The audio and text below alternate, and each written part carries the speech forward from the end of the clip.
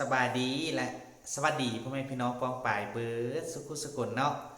มื้อนี้มาพบกับบ่าวลุยคนเก่าคนเดิมอีกแล้วพี่น้องเอ๋ยจังใดก็ขอฝากความฮักและความคิดฮอดไปหาพี่น้อง FC ที่ทางฝั่งไทยนำเด้อเนาะสำหรับเรื่องราวในมื้อนี้ทุกคนบ่าวลุยมีเรื่องราวเรื่องหนึงขอพ่อใหญ่ป้องมานำเสนอมาแชร์ให้พ่อพี่น้องได้เบิ่งได้ชมได้ฟังกันในคลิปวิดีโอนี้เนาะก็คือเรื่องราวที่เนาะเพิ่นจะมาเว้าและพูดถึงคนลาวที่อยู่ในประเทศลาวแล้วก็คนลาวที่ไปเฮ็ดเวียกเฮ็ดงานอยู่ในประเทศไทยนั้นว่าเป็นอันใดบ่ลุยเป็นคนลาวผู้นึงเนาะก็บ่อยากให้เปรียบเทียบว่าการอยู่ลาวเป็นอันใดแล้วก็การอยู่ในประเทศไทยว่าเป็นอันใดเพราะว่าเฮามันอยู่คนละประเทศทุกคนมันย่อมแตกต่างกันอยู่แล้วเนาะก็คือดังที่เฮาฮู้เลยเนาะประเทศไทยว่าเป็นอันใดแล้วก็ประเทศลาวว่าเป็นอันใดทุกคนแต่บ่ลุยอยากให้พี่น้องนะครับฟังคลิปวิดีโอนี้ของพ่อใหญ่ป้องที่เพิ่นได้ออกมาว่าเกี่ยวกับคนลาวเฮาที่อยู่ในประเทศไทยแล้วก็คนลาวที่อยู่ในประเทศลาวว่าเป็นอันใดได้ทุกคนที่บ่ลุยได้นำเอาเรื่องราวของเพิ่นมานำเสนอมาแชร์ต่อให้พี่น้องในเบิ่งในชมก็บ่ได้หมายความว่าจะมาสร้างความแตกแยกหรือว่าสร้างความแยกสังให้พี่น้องคนลาวและก็คนไทยดอกเนาะอันนี้เป็นเพียงการรับฟังมุมมองแนวทางหรือว่าสิ่งที่พ่อใหญ่ป้องเพิ่นได้เว้ามาทุกคนแล้วก็หลังจากที่เฮาได้รับฟังไปว่ามีมุมมองมีความคิดแนวใดแด้ต่อกับเรื่องราวของพ่อใหญ่คนไทยท่านนี้เพิ่นเว้ามาเนาะเดี๋ยวเราไปรับฟังคลิปวิดีโอเพิ่นก่อนเราจังมาลงกันหลังจากที่รับชมวิดีโอคลิปวิดีโอจบไปเนาะค่อนข้างจะยาวนิดนึงทุกคนเฮาก็ค่อยรับฟังไปพร้อมๆกันเนาะแล้วก็บ่ลุยก็ต้องขออนุญาตที่ได้นำเอาคลิปวิดีโอหรือว่าเรื่องราวของเพิ่นมานำเสนอมาแชร์ต่ออยู่ในคลิปวิดีโอนี้เนาะเดี๋ยวเราไปรับฟังเบิ่งพร้อมๆกันเลยเนาะอยู่ในประเทศเราเป็นทาสอยู่ในประเทศไทยเป็นขี้ข้าแต่ความหมายของขี้ข้าคนเล่าอยู่ในประเทศไทยเขารับได้แล้วสมมือนี่นะเขารับได้แล้วมึงว่าไปรถว่ากูเป็นขี้ข้าแต่ว่ากูกลับไปบ้านกูไปเป็นขี้ข้าในประเทศไทยเป็นไหนล่ะรถกูก็มีบ้านกูก็มีนะลูกกูก็ได้เรียนหนังสือพ่อแม่มีรถจักรมีอะไรความสะดวกสบายทั้งหลายเป็นไหนล่ะขี้ข้าประเทศไทยก็เป็นทาสอยู่ในประเทศลาวต่อไปมันจะเทียบกันไปยังสั้นเดี๋ยวอยู่ในประเทศลาวได้เป็นอย่างเอาเป็นทาสเจ้านี่คือเจ้ามองให้มันต่ำกว่าเส้นมาตรฐานใต้เส้นมาตรฐานลงไปมันก็ยังมีความสุขความทุกข์ปนเปกันไปเขาเป็นขี้ขาในประเทศลาวเอารับได้ลาวมันเป็นขี้ขาในประเทศไทยเนี่ยรับได้เขาว่าลาวขี้ข้ามีเงินเดือน20,000 30,000น่ะแล้วเป็นทาสอยู่ในประเทศลาวห่อเขาไปกินห่อเขาจะของไปซ่อมไปอนามัยถนนนี่ขั้นต้นนะไปอนามัยถนนแคมทางบ้านตะไดอยู่แคมทางถูกเกณฑ์เขาต้องเกณฑ์เจ้าไปอนามัยทางหลวงเจ้าได้ใส่บ่ทางหลวงเจ้าไปให้ไปหน้ามือหนึ่งทางหลวงเจ้าก็ได้ใส่ผู้ใดใส่ทางรถขนส่งรถขนแหละมาเฮ็ดให้ทางหน้าบ้านเจ้าเพ่เจ้าบ่ได้ใส่คนอยู่ทางหลวงปิดประตูบ้านเมียดงีบกิ๊บเปิดบ่ได้ไงสิเขาคันเปิดประตูบ้านได้หน้าฝนรถกระสาดน้ำมาใส่ขี้ตมเปื้อนบ้านหน้าแล้งขี้ฝุ่นกับเข้าบ้านคนอยู่ข้างทางมันก็เลยรับกรรมบ่เป็นคนได้ประโยชน์มันเป็นคนรับกรรมไหนจะต้องมาแปลงทางมาอนามัยถนนหน้าบ้านเจ้าของอีกจะต้องถูกเกณฑ์ไปซ่อมทางไปอนามัยถนนบ่ว่าน้ำสิตันบ่ว่าซุ่งน้อยซุ่งเล็กที่แก้วที่จิกเขามาตัดต้นไม่ใหญ่ไปแล้วเหลือเศษซากเศษซุ่งมันไหลมาน้ำมาข่วมทางมาติดทางมาติดร่องเจ้าจะต้องไปอนามัยมันออกมันบ่ได้หยังประโยชน์จากเศษไม้ซุ่มนี่นะมีแต่น้ำที่ท่วมบ้านมีแต่น้ำที่บ่ไหลมาน้ำห้วยน้ำหนองแล้วมันก็ล้นมาไทยบ้านจะต้องไปอนามัยถนนบัดนี้นั่นคือเวรกรรมถ้าเจ้ามาเทียบกับประเทศไทยเจ้ามันเป็นเวรกรรมเลยเจ้าบ่ต้องเทียบเจ้ามาประเทศไทยมาทำงานมาเป็นขี้ข่าประเทศไทยแบบไทยบ้านแบบคอมมิวนิสต์ว่านั่นแหละมาเป็นขี้ข่าประเทศไทยเงินเดือน10,000 กว่าบาท20,000ลูกก็ได้เรียนหนังสือคันอยู่ประเทศลาวเจ้าเป็นทาส ทาสคนจีนทาสรัฐบาลทาสผู้ใดแน่ทาสนี่คือบ่ได้เงินเดือนที่เขาใส่ซื้อๆห่อเขาไปกิน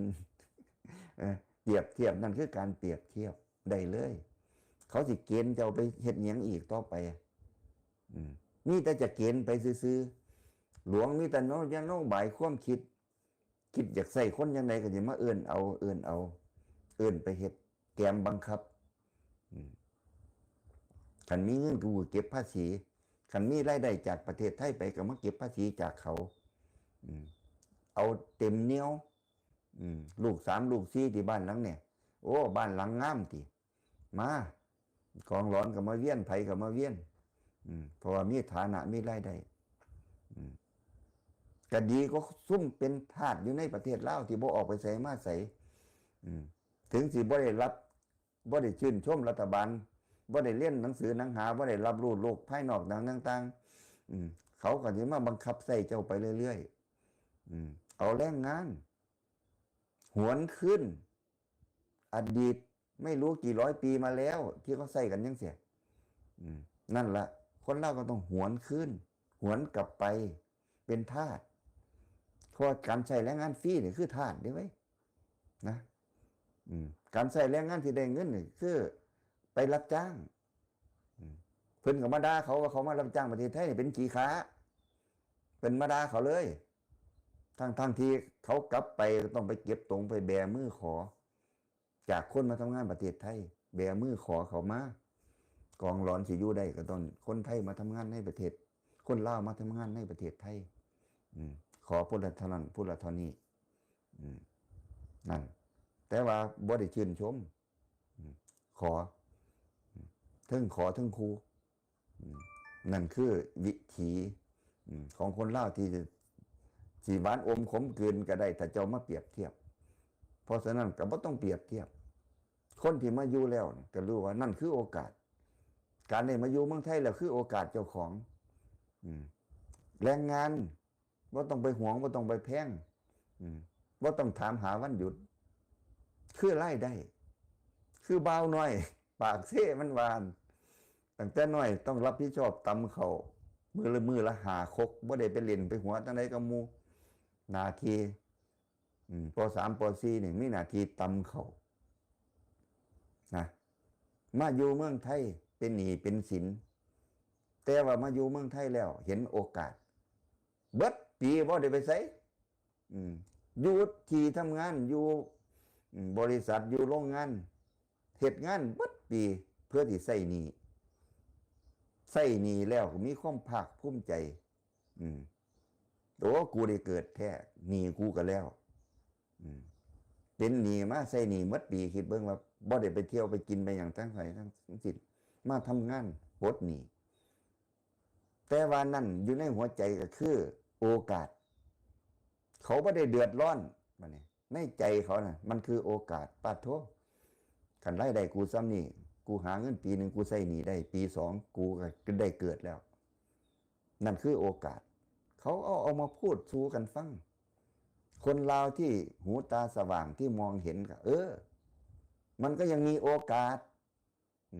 หลังจากนั้นก็รายได้ก็เกิดก็ได้เก็บพี่น้องก็ได้ตามมากก็นี่ช่องทางเฮ็ดงานอาชีพเสริมเฮ็ดนั่นเฮ็ดนี่เฮ็ดไปได้เว้าถึงความเก่าความหลังเจ้าของยังภูมิใจว่าตัวเองได้ผุดได้เกิดจากความยากความจนความลำบากตั้งแต่น้อยเด็กน้อยป.3 ป.4สิได้เล่นในหัวน้ำมูน้ำพวกน้ำหยังสิไปหากลกิโลสิไปหาจับกิริกินวนบ่ได้ไปเพราะหน้าที่ตำเขามือละหาคกคันอยากไปเจ้าต้องเลิกโรงเรียนเที่ยงมาเจ้าต้องมาตำตั้งแต่รอบเที่ยงพี่ตำรอบเที่ยงไปซะ2ตำเลิกโรงเรียนมาอีกตำอีก3ก่อนสิคำจังคอยเด็ดไปเที่ยวน้ำเขาความลำบากนะการต่อสู้ชีวิตพ่อมาประเทศไทยเขารู้ว่าเขาเคยลำบากในประเทศลาวพ่อมาประเทศไทยมาเห็นโอกาสว่าปัดทัวไล่ได้ตัวนี้ไหมไล่ได้ตัวนี้เขาไม่ได้สนหรอกว่าวันหยุดวันหยังเนี่ยไม่ได้หยังขี่ขาไม่ได้เกี่ยวเขาเห็นโอกาสแล้วโอกาส กูหลุดพ้นแล้ววันนี้เงินดีปานนี้กูหลุดพ้นแล้วบ่สนบ่ได้คือว่า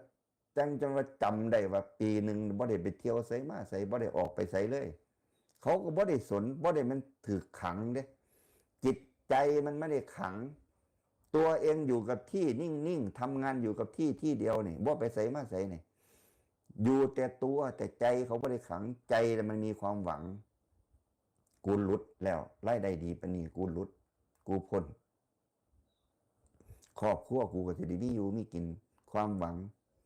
มันผลักดันความคิดมันผลักดันให้การทำงานให้การพัฒนาตัวเองมันเกิดแม่จะบ่ได้เรียนหนังสือแต่ความคิดความรับผิดชอบความเป็นคนดีมันผลักดันคนให้สร้างคนซุมื้อนี้เขาออกมาเว้าได้เพราะว่าเขาก็ไซด์ไลน์ก็เป็นยูทูบเบอร์รายได้ก็หลายหมื่นต่อเดือนยูทูบเบอร์แล้วงานอยู่ในประเทศไทยเขาก็สามารถที่จะอยู่ได้อย่างสะดวกสบายคนที่จะติดตามมานะเขามีหน้ามีตาแล้วคนเขามีแบรนด์แล้วบ่าวน้อยปากเซนี่เป็นยูทูบเบอร์หมายเลขต้นๆ1 ใน 10ในประเทศไทยบ่าวต้นบ่าวโบบ่าวน้อยบ่าวอย่างต่างๆที่เฮาพากันเบิ่งอยู่ซุมื้อนี้รายได้พวกนี้หลักหลายหมื่นอยู่ในประเทศไทยแล้วก็ถูกต้องตามกฎหมายนี่คือเขาให้โอกาสตัวเองแล้วเขาที่ออกมาพูดออกมาทำ YouTube ออกมาสร้างโซเชียลมันก็เป็นประโยชน์ต่อตัวเองแล้วก็มันเป็นประโยชน์ต่อสังคมต่อคนไทยต่อคนลาวคนไทยกับเบิ้งแหละเป็นส่วนมากคนลาวที่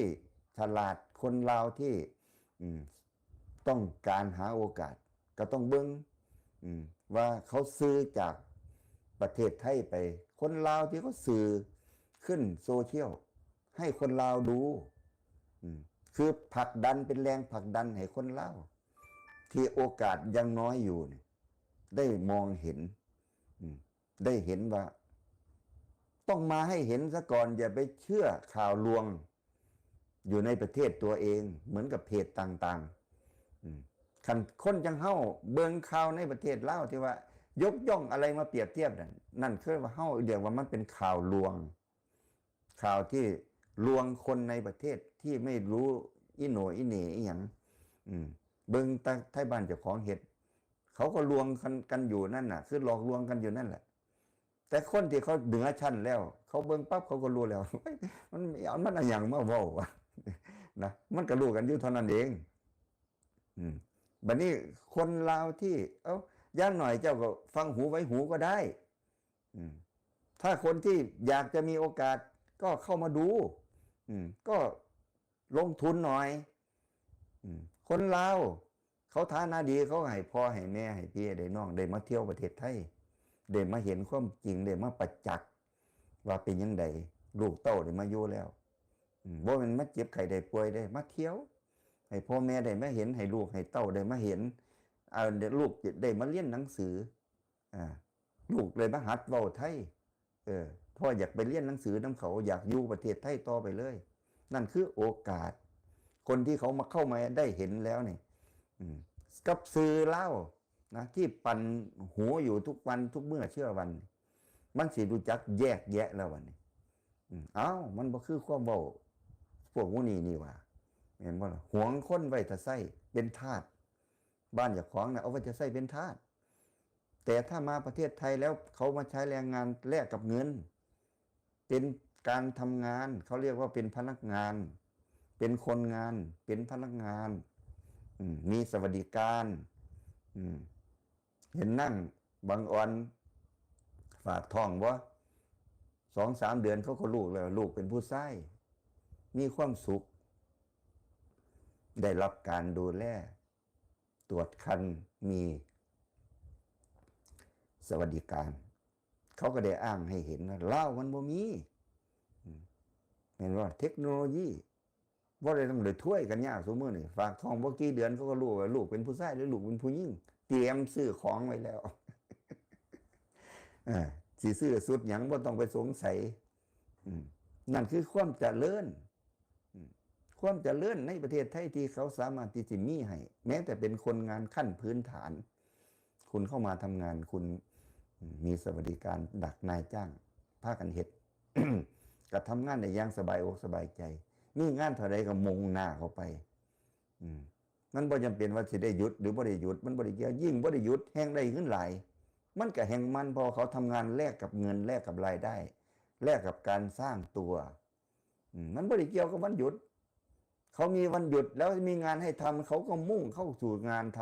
ำเขาก็เคยเป็นแรงงานอยู่ซาอุเขาก็รู้ว่าเอ้ากูบ่ได้มาเล่นมาเที่ยวได้เว้ยได้เงินหลายจนได้ก็เฮ็ดเอาเท่านั้นเขาบ่ได้โกงเฮาแม่แฮงเฮ็ดหลายแฮงได้หลายเงินน่ะ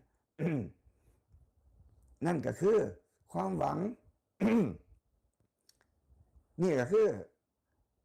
ในเมื่อว่าตัวเองเป็นแรงงานจะพนักงานหรือจะเป็นลูกจ้างเป็นหยังก็แล้วแต่ทรัพย์ที่เจ้าสิเอิ้นมันตามฐานะสั้นสูงขึ้นไปมันก็เป็นพนักงาน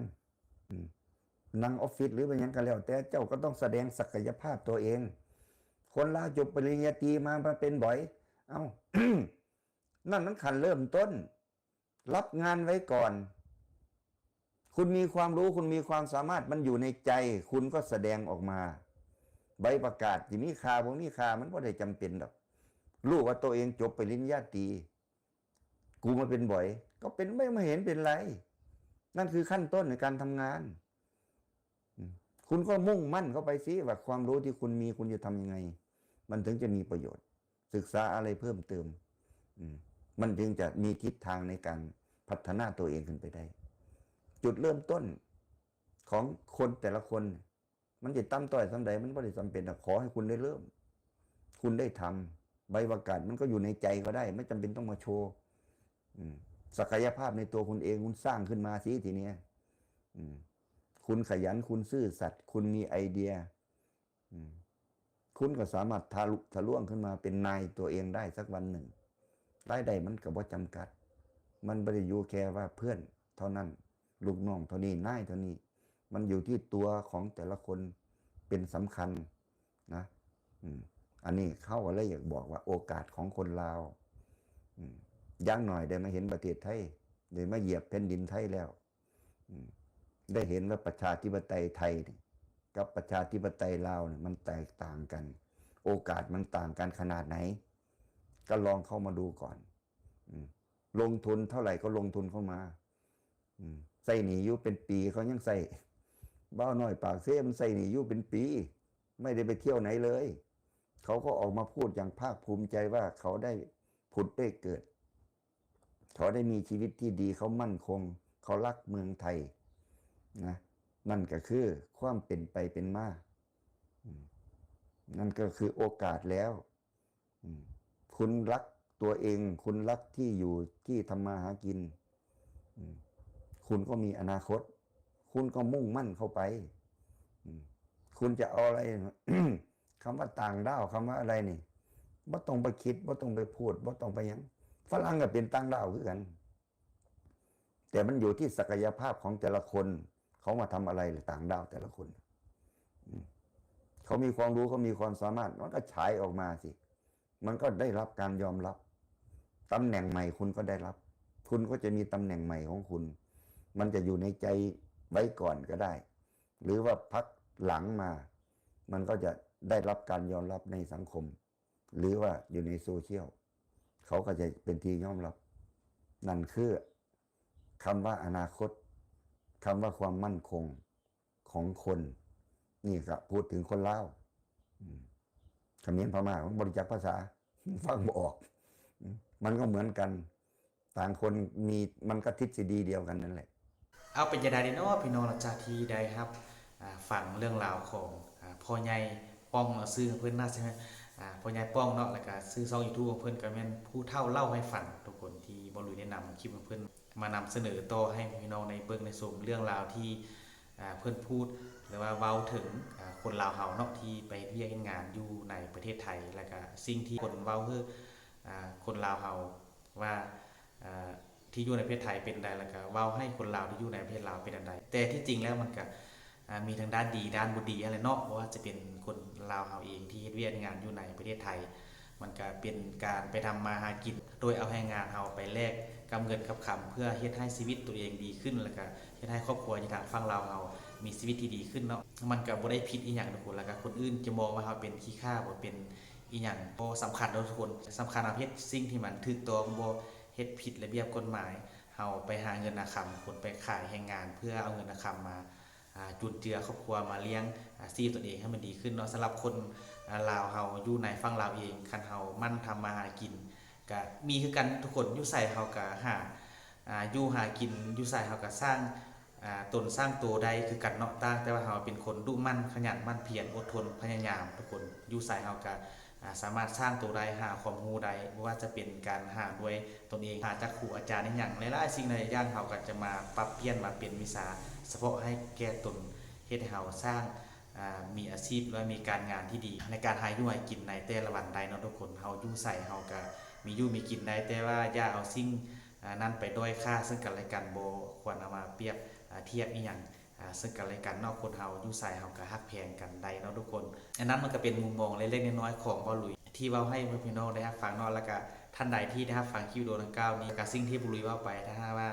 ผิดพลาดประการใดหรือว่าอยากจะแนะนำอันใดเพิ่มเติมก็สามารถคอมเมนต์มาอบรมกันได้อยู่ในใต้คลิปวิดีโอใดเนาะบ่หลุยก็ไปอ่านทุกคอมเมนต์อันใดดีบ่หลุยก็รับเอามาปรับปรุงอันใดบ่ดีบ่หลุยก็ปล่อยวางไปบ่เป็นหยังเนาะทุกคนเนาะอันนั้นมันก็เป็นความคิดของแต่ละคนมันแตกต่างกันอยู่แล้วเนาะสำหรับมื้อนี้บ่ลุยก็จะขออำลาพาเจ้าให้พี่น้องไปเพียงส่ำนี้เด้อเนาะสุดท้ายนี้ขอกล่าวคำว่าสบายดีบ๊ายบาย